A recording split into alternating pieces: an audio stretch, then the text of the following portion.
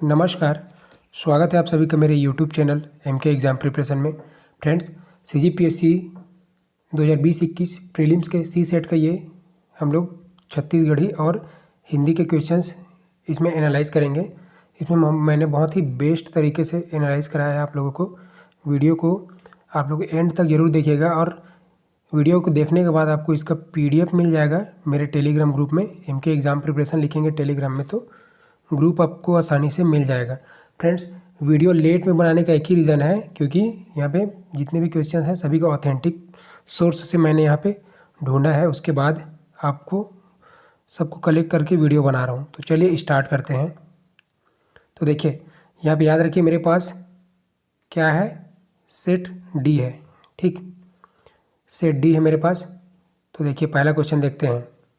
निम्नलिखित में से किस वर्ण का उच्चारण तालु से होता है? ठीक, तो देखिए तालु से किस वर्ण का उच्चारण होता है, तो यहाँ पे देखिए मैंने साथ साथ में एडिशनल नॉलेज के लिए यहाँ पे ऐड करके रखा है सभी चीज़ों को।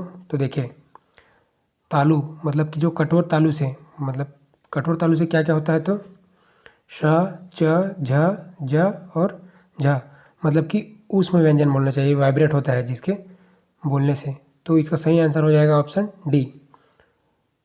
कोमल तालु से बात करें तो क, ख, ग, घ, ये सब, मतलब कि जिसको बहुत ही जल्दी बोल सकते हैं और जिसको थोड़ा वाइब्रेशन के साथ बोलते हैं वो कठोर तालु कहलाता है। आगे देखते हैं क्वेश्चन नंबर 64। ये एक मुहावरा है या फिर बोलना चाहिए लोकोक्ति है। ठीक, तो जिसका मूल्य आंका न जा सके, वाक्यांश के लिए प्रयुक्त होने वाला एक शब्द क्या होगा? तो अनेक शब्द का एक शब्द है। तो देखिए यहाँ पे क्या हो जाएगा,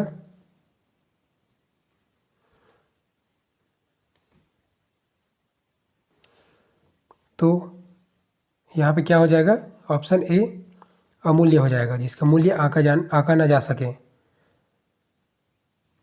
ठीक, आगे देखते हैं क्वेश्चन नंबर 65 है।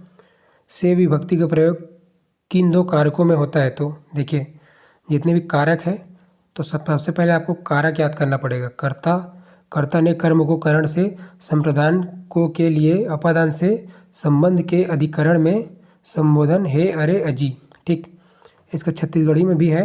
कर्ता ने कर्म को करण से, संप्रदान के लिए अपादान से, संबंध के अधिकरण में संबोधन अजी अहो, ऐसा करके। ठीक, इसको आप लोगों को मैं आगे बताऊंगा अगर कोई क्वेश्चन होगा इससे रिलेटेड। तो देखिए यहाँ पे बोला गया है से विभक्ति, तो करण और अपादान में होता है, दो जगह यूज़ होता है, करण से और अपादान से, मतलब अलगाव को जो, ठीक, अलगाव को प्रदर्शित करता है। तो ऑप्शन बी यहाँ पे सही आंसर हो जाएगा। ऐसे सोर्स लगाते हैं। आगे देखते हैं क्वेश्चन नंबर 66।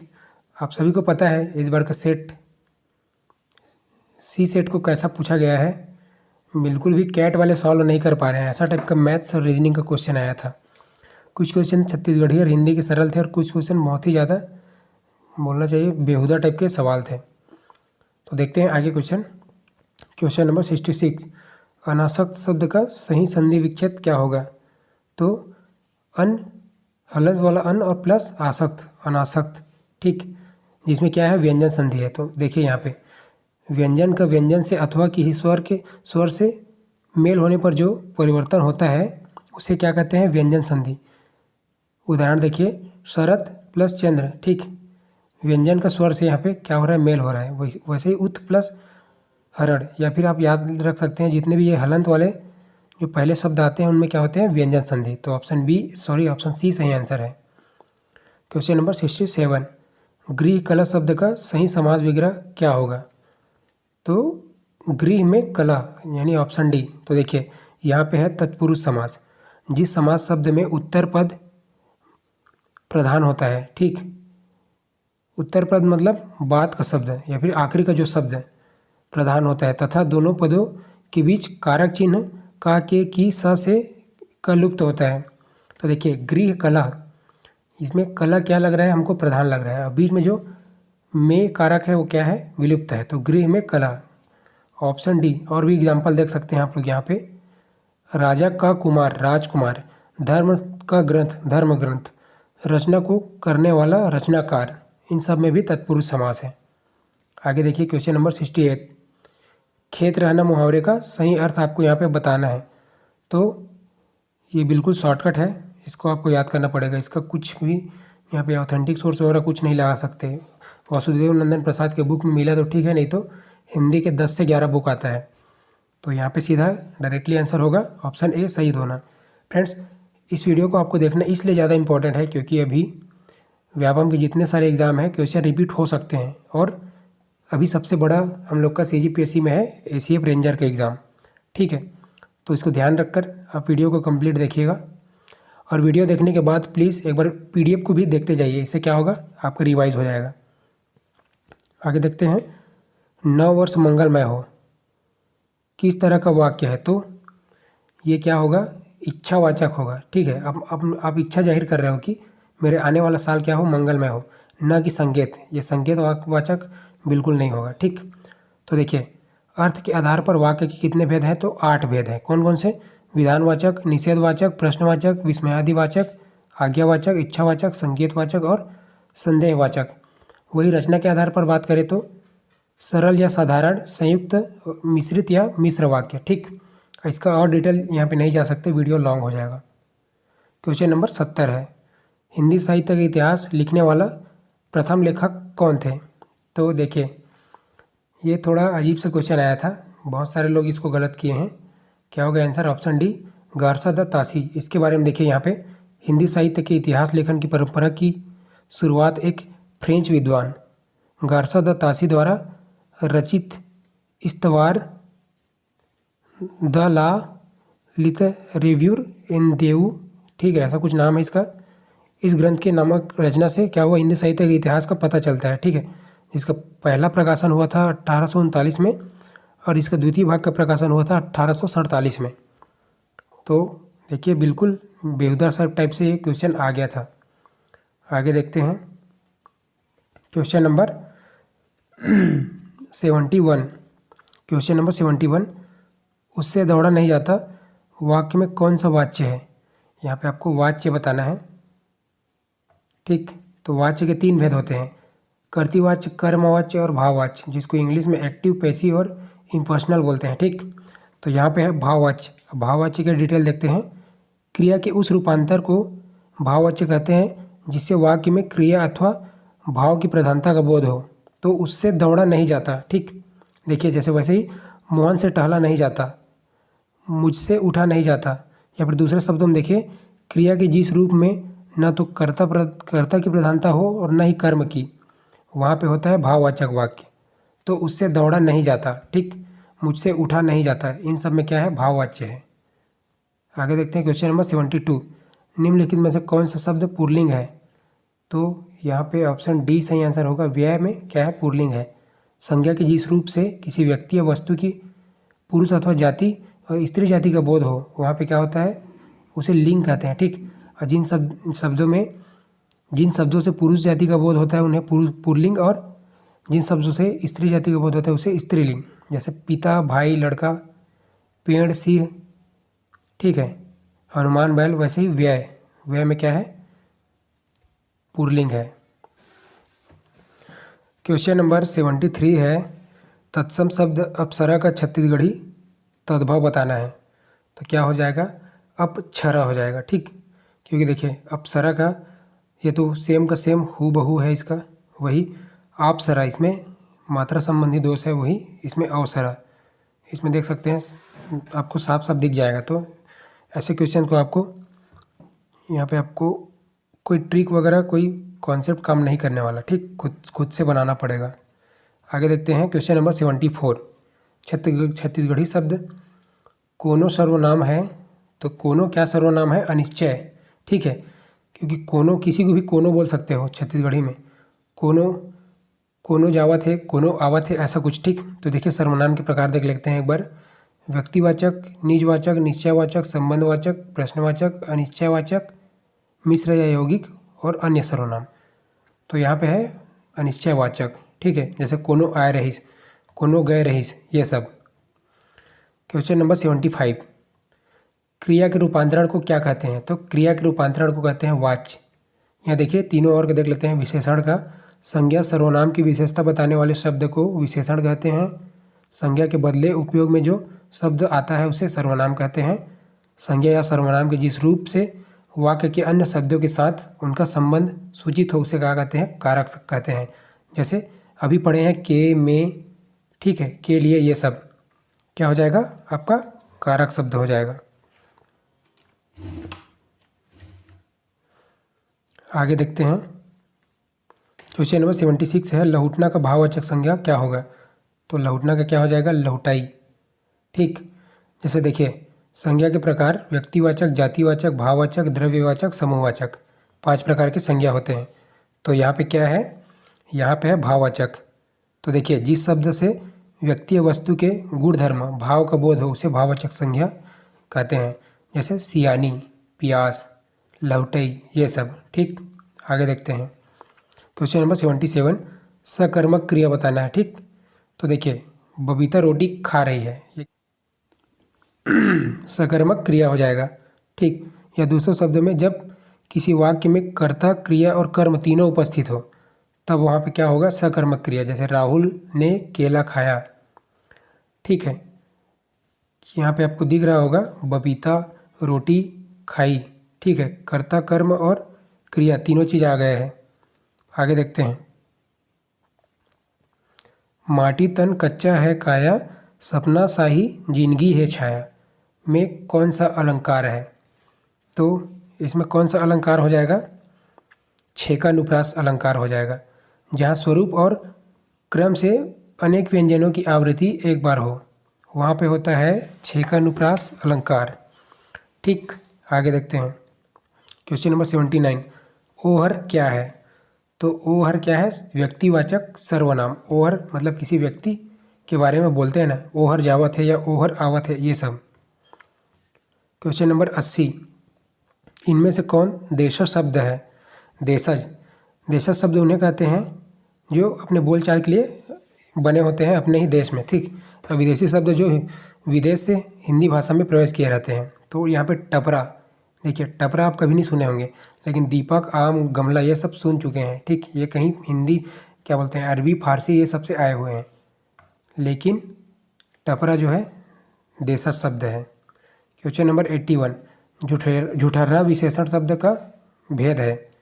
तो झूठर्रा गुणवाचक विशेषण है। ठीक है, झूठर्रा में तो देखिए यहाँ पे विशेषण के प्रकार, जो गुणवाचक विशेषण है उसके प्रकार, रंगवाचक, दशावाचक, दिशा, स्थान, स्वभाववाचक, ये सब गुण को दर्शाते हैं। ठीक, किसी भी चीज़ का।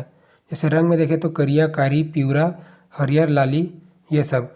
दशा में देखें तो दुब्बर, पाथर, पतला, मोटा, ये सब बता रहे हैं। वैसे दिशा में उत्ती, पूर्व, पूर्ति, पश्चिम, रक्षहु, दक्षिण को बोलते हैं।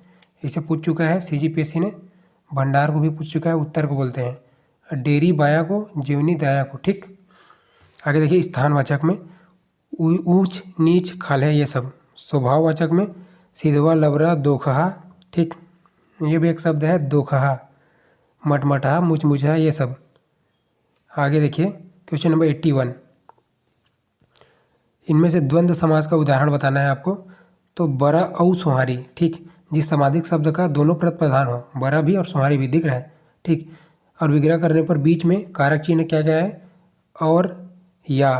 ठीक है, तो बरा और सुहारी या फिर बरा या सुहारी, आपको समझ में आ गया होगा। क्वेश्चन नंबर 83 है, सुंदर का विशेषण शब्द है। यहाँ पे आपको विशेषण बताना है। तो सुंदर क्या है, किसी की, मतलब कि यहाँ देख लीजिए एक बार, रंगवाचक। ठीक, रंगवाचक आएगा यहाँ पे, क्योंकि किसी को बता जाए, गुण बताया, मतलब गुणवाचक विशेषण है, उसमें रंगवाचक में आएगा सुघ्घर। ठीक, तो ऑप्शन बी आएगा।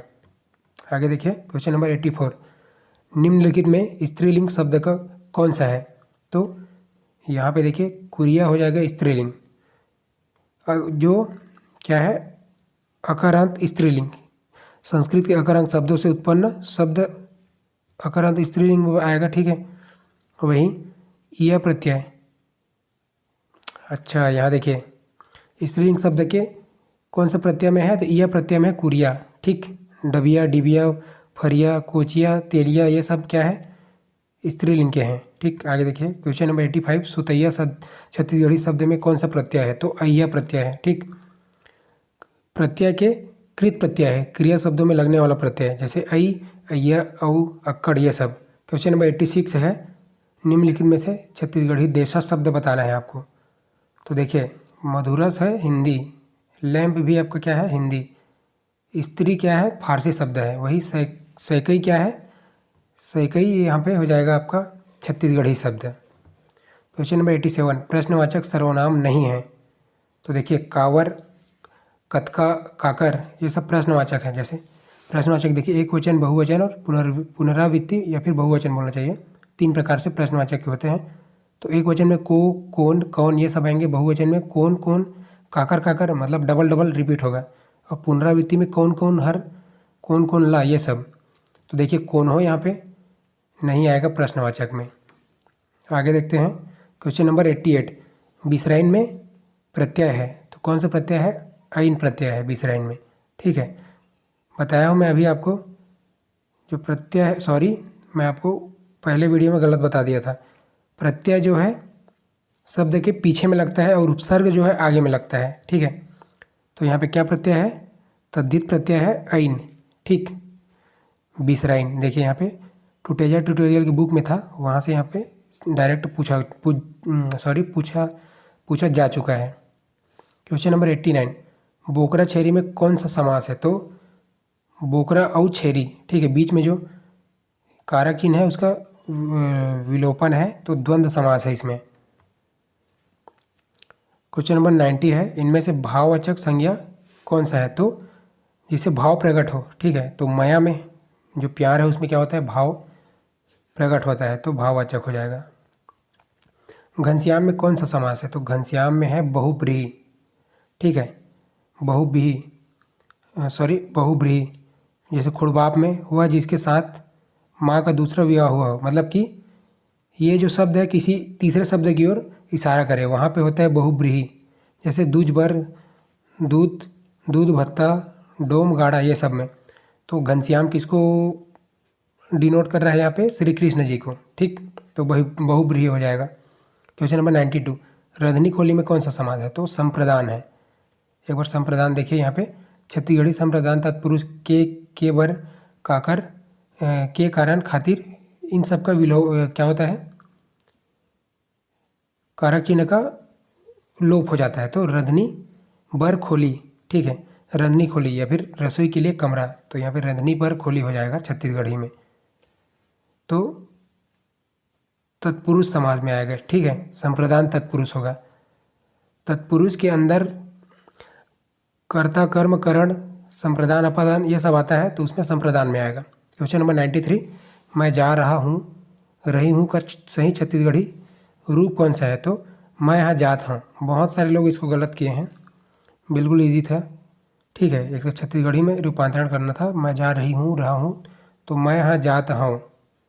क्वेश्चन नंबर 94, भाषा वैज्ञानिकों ने हिंदी को कितने उपभाषाओं में बांटा है? तो कितने में बांटा है? 5 में। देखिए कौन कौन से? सौरसेनी, पैशाची, महाराष्ट्री, अर्धमागधी, मागधी, सौरसेनी, प्राकृत, मथुरा। ठीक, और जो हमारा छत्तीसगढ़ी किस में आता है? तो वो आता है अर्धमागधी में। इसको भी आप लोग याद रखिए। क्वेश्चन नंबर 95 है, छत्तीसगढ़ी भाषा इनमें से किसके अंतर्गत पड़ती है? तो पूर्वी हिंदी से आया है छत्तीसगढ़ी, इसीलिए हिंदी और छत्तीसगढ़ी के बहुत सारे शब्द क्या होते हैं? मिलते हैं। यहाँ पे एक बार और देखिए, सौरसेनी में पश्चिमी हिंदी, राजस्थानी ब्रजभाषा, खड़ी बोली, ये सब सौर श्रेणी में आते हैं। पैशाची अपभ्रंश में लहंदा पंजाबी, वही ब्राचड़ अपभ्रंश में सिंधी, खस अपभ्रंश में पहाड़ी, कुमाऊनी, गढ़वाली, महाराष्ट्री अपभ्रंश में मराठी, अर्ध मागधी अपभ्रंश में पूर्वी हिंदी, अवधी, बोगली और छत्तीसगढ़ी, और मागधी अपभ्रंश में बिहारी, बंगाली, उड़िया, असमिया, ये सब। क्वेश्चन नंबर 96, वह बालक रोता है वाक्य में वह शब्द क्या है? तो वह है विशेषण। ठीक है, सर्वनामिक विशेषण बोलते हैं जिसको, पुरुषवाचक या निजवाचक सर्वनाम। मैं, तू, वह के सिवा अन्य सर्वनाम जब किसी संज्ञा के पहले आते हैं तो वे सर्वनामिक विशेषण कहलाते हैं। तो यहाँ पे विशेषण है। आगे देखिए क्वेश्चन नंबर 97, ये बिल्कुल फ्रेंड्स पर्यायवाची पूछा गया है, देखिए बिल्कुल नया क्वेश्चन है। नाग शब्द का अर्थ होता है सांप, उसी तरह इसका दूसरा अर्थ मतलब पर्यायवाची क्या होगा, तो सांप का पर्यायवाची शब्द यहाँ पे जो भुजंग है, भुजंग को पूछा गया है। देखिए भुजंग यहाँ पे हाथी होता है। और बाकी सारे को पढ़िए आप लोग एक बार। आगे देखिए क्वेश्चन नंबर 98 है, हिंदी में प्रयुक्त होने वाले संस्कृत के मूल शब्दों को क्या कहा जाता है, तो मूल शब्द तत्सम कहलाते हैं। ठीक,